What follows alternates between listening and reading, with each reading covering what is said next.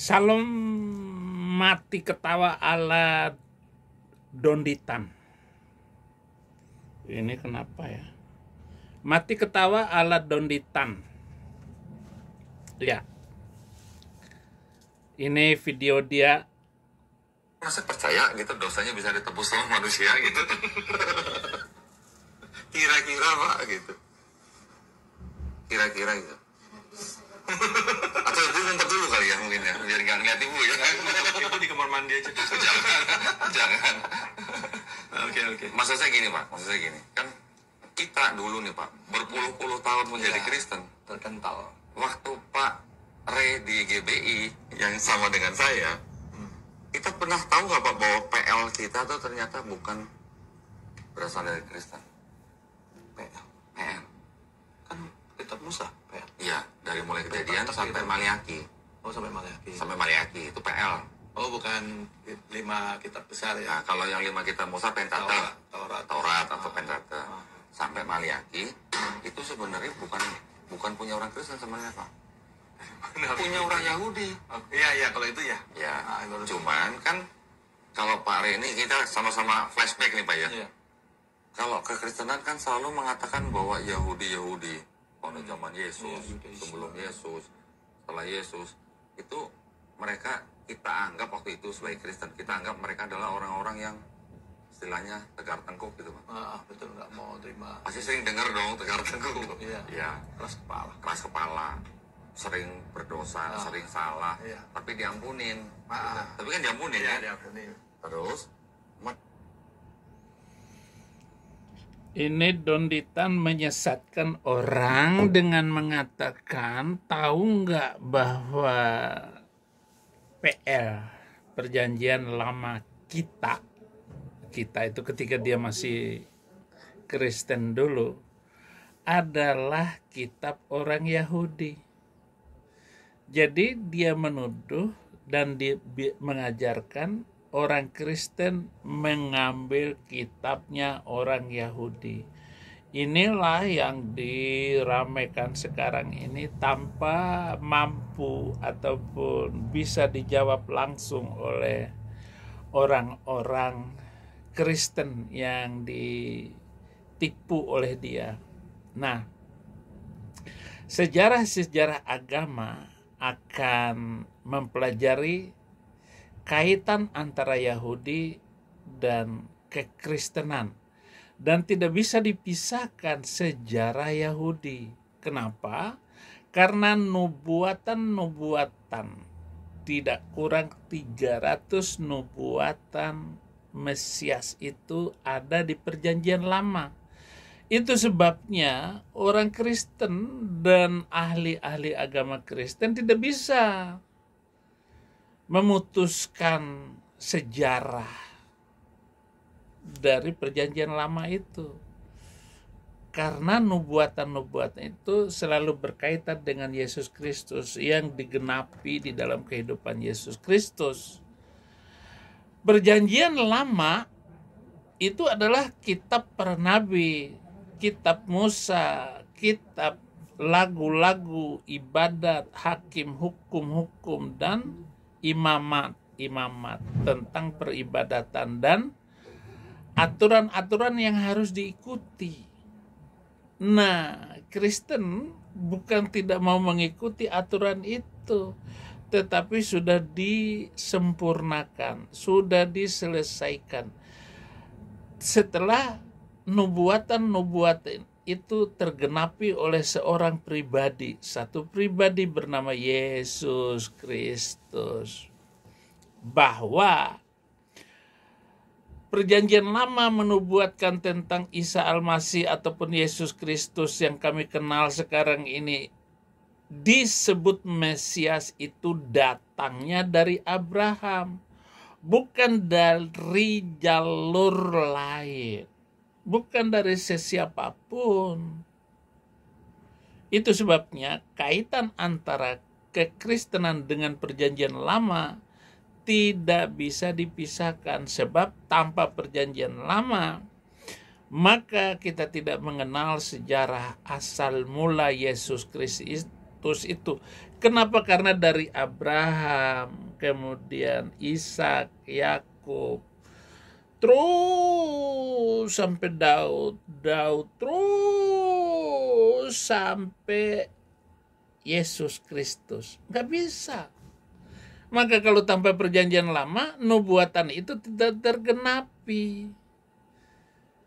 Kejadian 17 ayat 19, tetapi Allah berfirman, tidak, melainkan istrimu Sarah lah yang akan melahirkan anak laki-laki bagimu.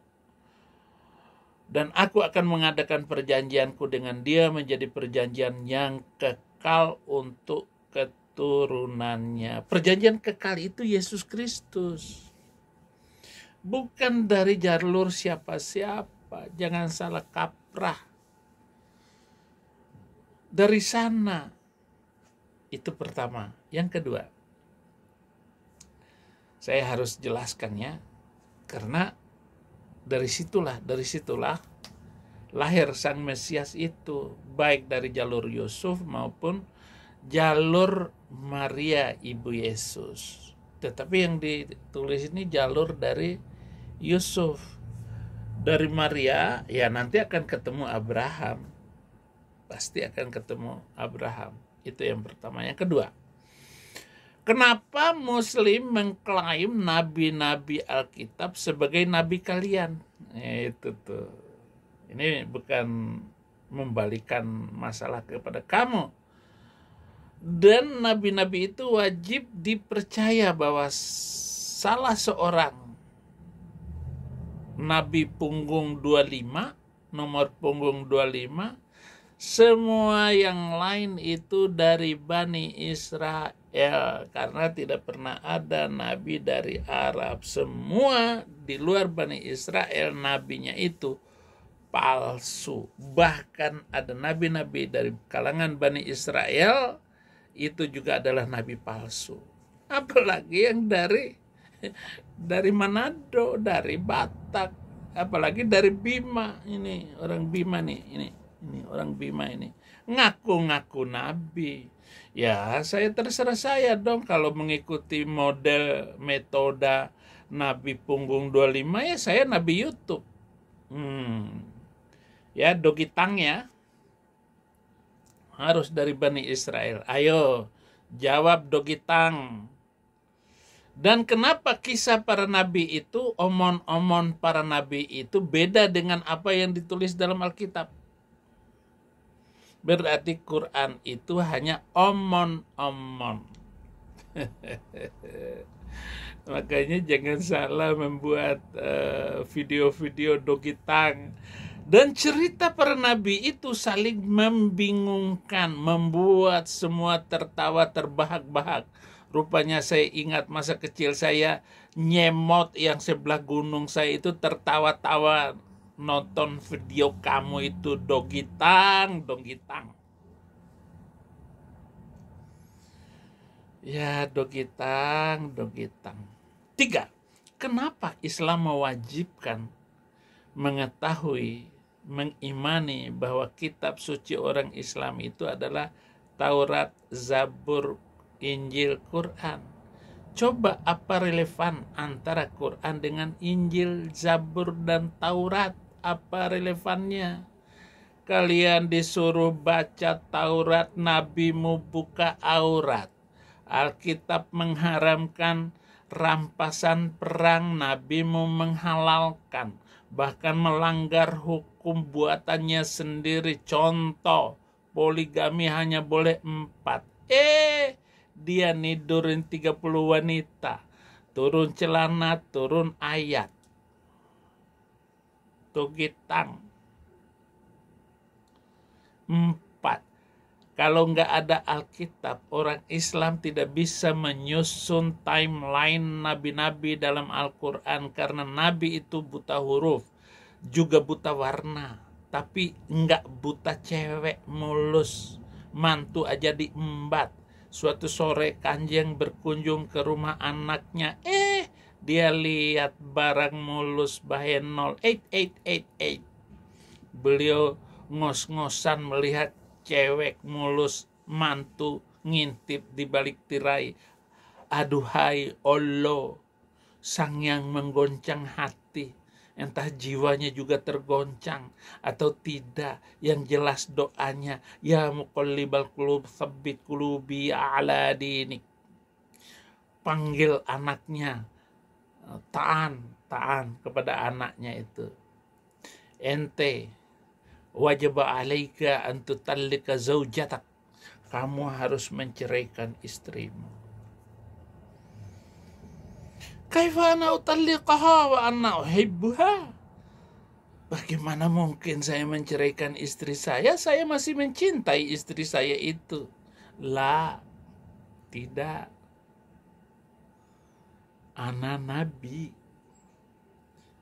Maka percuma Zaid beralasan dia masih I love you dengan istrinya itu. Akhirnya dia ceraikan istrinya, dan malamnya Nabi datang. Lalu berkatalah Zainab, apakah begini caranya ya Nabi? Dia bilang, telah turun kepadaku ayat. Surat ke-33 ayat 37 itu. Nah, ya bunyinya, wattaqillah wa tukhfi fi nafsika mallahu min mubdih wa tahsyad nas wallahu ahaqqu tahsyah. Kamu hanya takut kepada orang, wahai Mamat, itu ayatnya turun. Sedangkan akulah yang paling perlu kamu takuti. Kamu takut kepada manusia, padahal sepantasnya kamu harus takut kepadaku. Maka tenanglah Zainab. Malam itu, itulah perkawinan Kanjeng ini tanpa wali dan saksi. Yang nanya-nanya ini, yang nanya-nanya orang tua Paulus. Paulus itu orang tuanya siapa? Zuma Plukusuntur. Siapa bapaknya Zaid? Siapa bapaknya anaknya Zaid? Siapa mamanya? Ayo jawab. Tahu nggak kamu siapa nama bapaknya? Gitu aja ditanya. Nggak penting. Pengajaran lebih penting. Kebenaran lebih penting daripada menanyakan siapa bapak Saifuddin Ibrahim. Gak usah nanya. Gak usah nanya siapa bapaknya Zuma. Sudah ada bapaknya. Pokoknya bapaknya Zuma deh gitu. Atau anak bapaknya. Saya Ibnu Ibrahim. Saya Saifuddin Siagian. Saifuddin Siagian. Bah. Apa pula kau? Atau saya kasih nama SI Siagian. Nah, nanti gitu saya tulis. Karena saya dicintai orang Batak. Siapa yang ngelawan Siagian sekarang? Kau ganggu Siagian, nanti disikut sama Siagian. Horas. Tuhan Yesus memberkati.